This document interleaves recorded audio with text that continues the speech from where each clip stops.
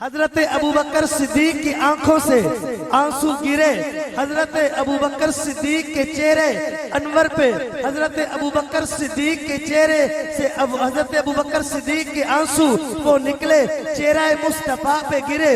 حضور نے کہا کہ ابو بکر تو نے اٹھایا کیوں نہیں؟ حضرت ابو بکر صدیق کہتے یا رسول اللہ میں کیسے اٹھاتا، شفا خانہ میری گود میں تھا، شفا خانہ میری گود میں تھا۔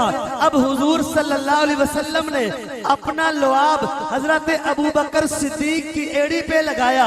اب جو لعاب تھا وہ تریاک تھا زہر کے لیے۔ اب جیسے جیسے لعاب حضرت ابو بکر صدیق کی ایڑی پہ چلتا ہے ویسے ویسے زہر ختم ہوتا جاتا ہے۔ اب دیکھیے حضرت ابو بکر صدیق کی ایڑی پہ سانپ نے ڈنگ مارا، وہیں پہ مصطفیٰ نے اپنا لعاب لگایا۔ جیسے مصطفیٰ نے اپنا لعاب لگایا وہ لعاب چلا کہاں سے؟ وہ ایڑی سے چلا، پنڈلی میں آیا، پنڈلی سے چلا رانوں میں آیا، رانوں سے چلا سینے میں آیا، سینے سے چلا وہ چہرے پہ آیا۔ جب چہرے پہ آیا تو چہرہ مصطفیٰ کے لعاب سے ایسا کھلا، جب آپ یثرب میں پہنچے لوگ پہچان نہ سکے نبی کون ہے، صدیق کون ہے۔ وہ پیغمبر تو نہ تھا، وہ پیغمبر جیسا لگتا تھا، وہ دریا تھا، وہ گہرے سمندر جیسا لگتا تھا۔ ترستے ہیں جس کو چھونے کے لیے اکثر، وہ اس مسجد کے محراب اور ممبر جیسا لگتا تھا۔ حضرت ابو بکر صدیق کا چہرہ رنگ مصطفیٰ میں کھل گیا۔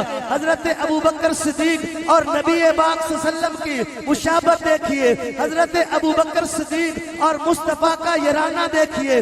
نبی بھی سوموار کے دن پیدا ہوئے، حضرت ابو بکر صدیق بھی سوموار کے دن پیدا ہوئے، نبی بھی ربیع الاول میں آئے، حضرت ابو بکر بھی ربیع الاول میں آئے۔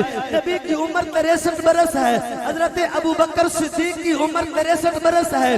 نبی کو بھی زہر دیا گیا، حضرت ابو بکر صدیق کو بھی زہر دیا گیا، حضرت محمد مصطفیٰ کو زہر کھانے میں دیا گیا، حضرت ابو بکر صدیق کو بھی زہر کھانے میں دیا گیا۔ نبی کو زہر دینے والے یہودی تھے، حضرت ابو بکر صدیق کو زہر دینے والے یہودی تھے۔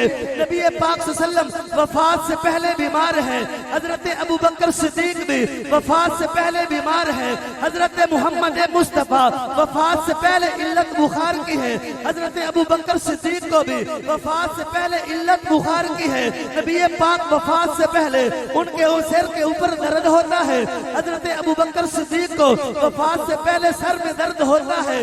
نبی پہ وفات سے پہلے پیشانی پہ پسینے کے قطرے، حضرت ابو بکر صدیق کے چہرے پہ وفات سے پہلے پیشانی پہ پسینے کے قطرے۔ جس چارپائی پہ نبی کا جنازہ آیا اسی چارپائی پہ حضرت صدیق اکبر کا جنازہ آیا۔ جس میت کو جس چارپائی پہ رکھا گیا محمد مصطفیٰ کی، اسی چارپائی پہ حضرت ابو بکر صدیق کے جنازے کو رکھا گیا۔ اور آگے بڑھ کے کہنا چاہتا ہوں جو چادر مصطفیٰ کے چہرے پہ آئی وہی چادر صدیق اکبر کے چہرے پہ آئی۔ اور آگے بڑھ کے کہنے دے کہ نبی بھی ریاض الجنہ میں، صدیق اکبر بھی ریاض الجنہ میں۔ نبی کا مدفر بھی جنت بنا، صدیق کا مدفر بھی جنت بنا۔ نبی کا خمیر جنت سے لیا گیا، صدیق اکبر کا خمیر بھی جنت سے لیا گیا۔ جب نبی کی وفات ہوتی ہے گود عائشہ کی تھی، جب صدیق کی وفات ہوتی ہے گود عائشہ کی تھی۔ جب نبی کی وفات ہوتی ہے تب گود عائشہ کی تھی، جب صدیق کی وفات ہوتی ہے تب بھی گود عائشہ کی تھی۔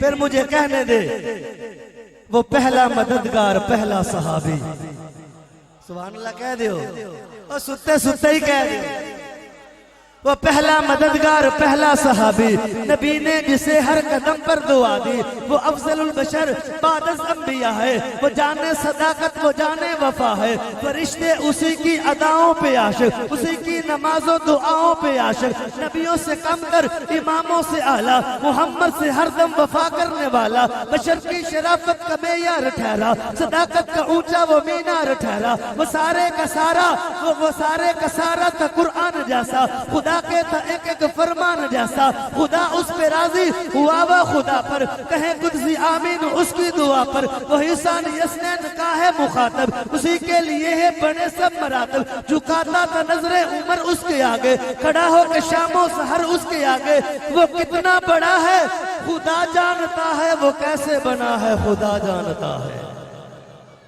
اب میں خطاب کے لیے دعوت دے رہا ہوں خطیب اسلام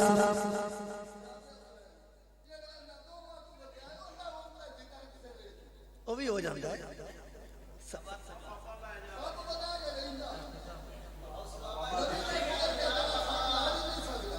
بابا جی،